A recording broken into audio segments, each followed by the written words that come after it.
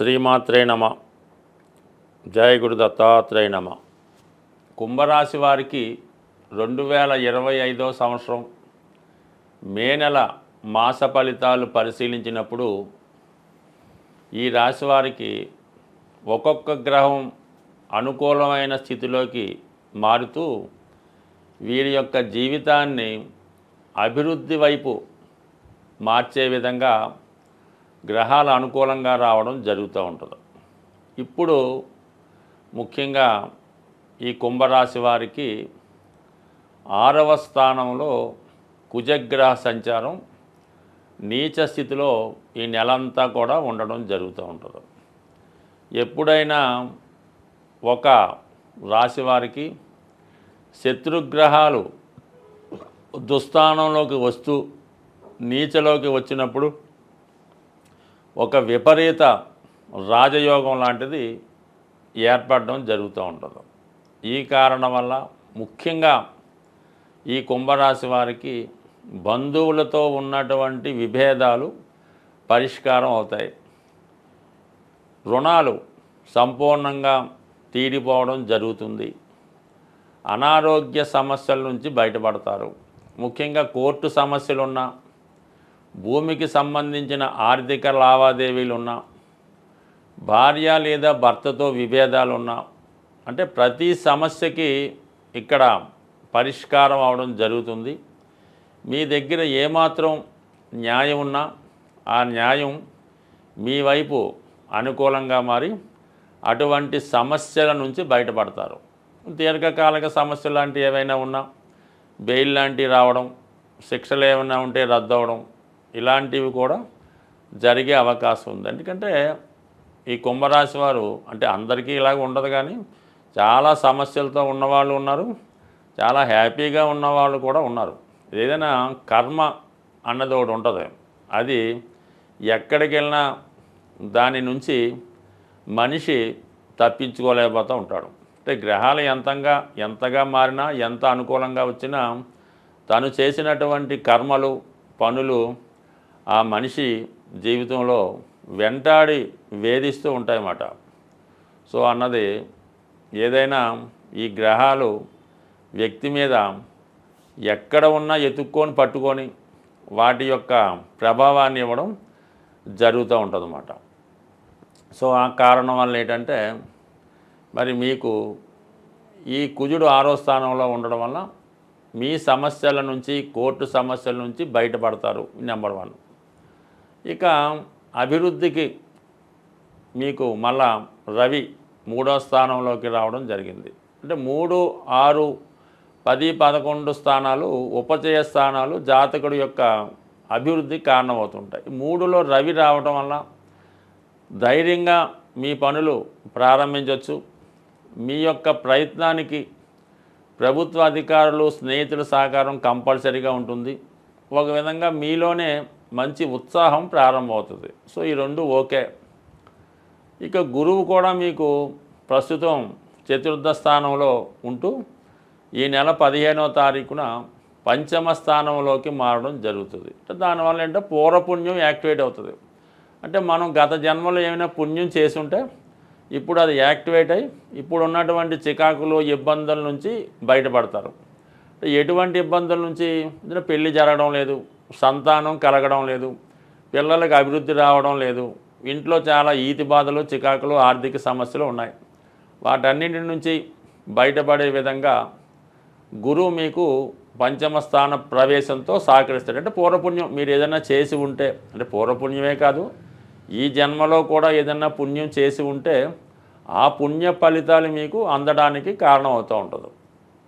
అయితే 5వ స్థానంలో ఉన్నటువంటి గురువు 11వ స్థానాన్ని వీక్షించడంతో గురువు కారకత్వాలు ధన కారకత్వం అవ్వడం వల్ల ఆర్థిక సమస్యలు పరిష్కారం అవుతాయి. సంతాన యోగం లభిస్తుంది. ఒకవేళ పిల్లలు పెద్దవారై ఉంటే వాళ్ళ సహకారం, వాళ్ళ అభివృద్ధి మీకు ఆనందాన్ని కలిగిస్తూ ఉంటుంది. ఇంకా 5లో ఉన్న గురువు భాగ్యాన్ని వీక్షిస్తాడు.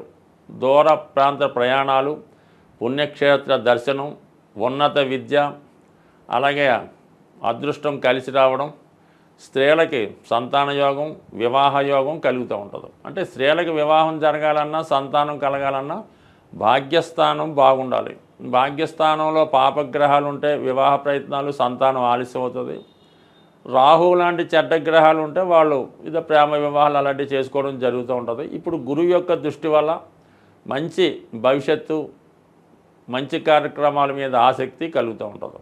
ఇంకా మొత్తం మీద గురువు ఎప్పుడైతే మంచిలో రావడం ఇవన్నీ బాగున్నాయి. కానీ మరి అదే మే నెల 18వ తారీఖున రాహువు రాశిలోకి ప్రవేశిస్తాడు. అంటే స్వక్షేత్రంలోకి కుంభరాశిలోకి ప్రవేశిస్తున్నటువంటి రాహువు మీలో ఒక స్వార్థాన్ని కలిగిస్తాడు.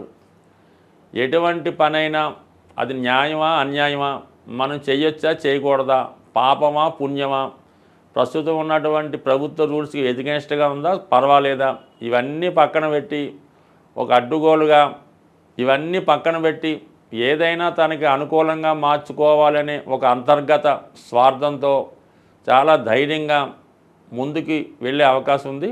ఇందులో చాలా వరకు జాతకుడు సక్సెస్ అయినప్పుడు కూడా ఏదైనా అనెతికల్గా, అన్యాయంగా, చట్టానికి వ్యతిరేకంగా వెళ్ళినప్పుడు చివరిలో దాని పనిష్మెంట్ ఉంచి మొత్తం కోల్పోయే అవకాశం ఉంటుంది. కాబట్టి మరి ఈ సందర్భంలో జాతకుడు చాలా నియమంగా, నీతిగా వెళ్ళాలి తప్ప ఏమాత్రం అన్యాయంగా, అనెతికల్గా వెళ్ళినా అటు విద్యార్థుల దగ్గర నుంచి వృద్ధుల వరకు చాలా వరకు ఇబ్బందులు ఎదుర్కోవాల్సి ఉంటుంది.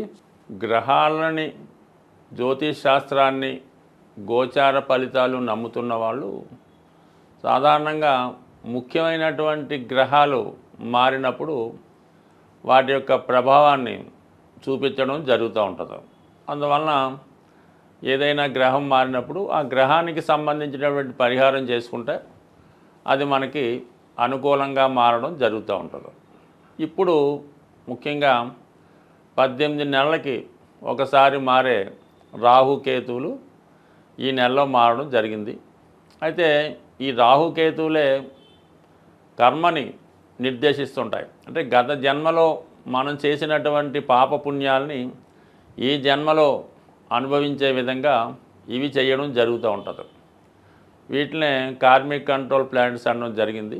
మరి ఈ రాహుకేతు మారినప్పుడల్లా ఏదో ఒకటి ప్రతివాడి జీవితంలో మంచి కానీ చెడు కానీ జరుగుతూ ఉంటుంది. అది జరగాలనుకునేప్పుడు మనం కామన్గా ఈ గ్రహాలకి పరిహారం చేసుకుంటే అవి మనకి కొంత తీవ్రత తగ్గి మంచి ఫలితాలు ఇవ్వడం జరుగుతూ ఉంటుంది.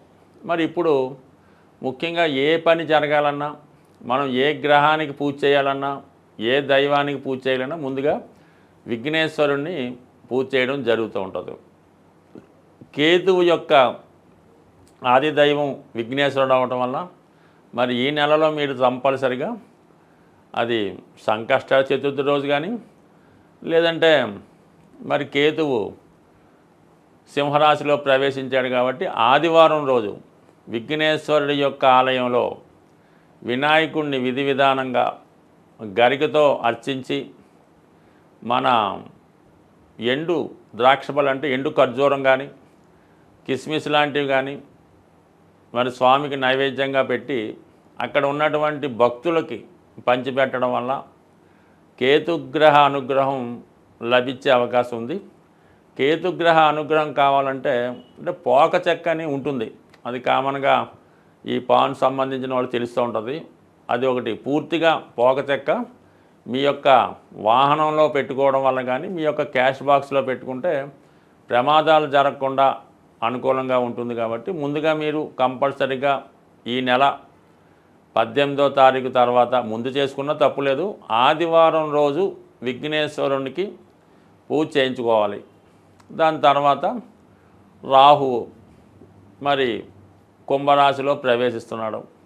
అందుకని రాహు యొక్క అనుగ్రహం కోసం కనకదుర్గ అమ్మవారు శనివారం రోజు కనకదుర్గ అమ్మవారి ఆలయంలో అమ్మవారి కుంకుమర్చన చేసి ఒక నిమ్మకాయల దండ సమర్పించి 18 సార్లు ప్రదక్షిణ చేసి వీలైతే పొలగం నైవేద్యంగా పెట్టి అమ్మవారి ప్రసాదంగా పంచిపెట్టినా పర్లేదు. వీలు లేని వారు కేవలం దర్శనం చేసుకొని 18 ప్రదక్షిణలు చేయడం వల్ల సరిపోతుంది.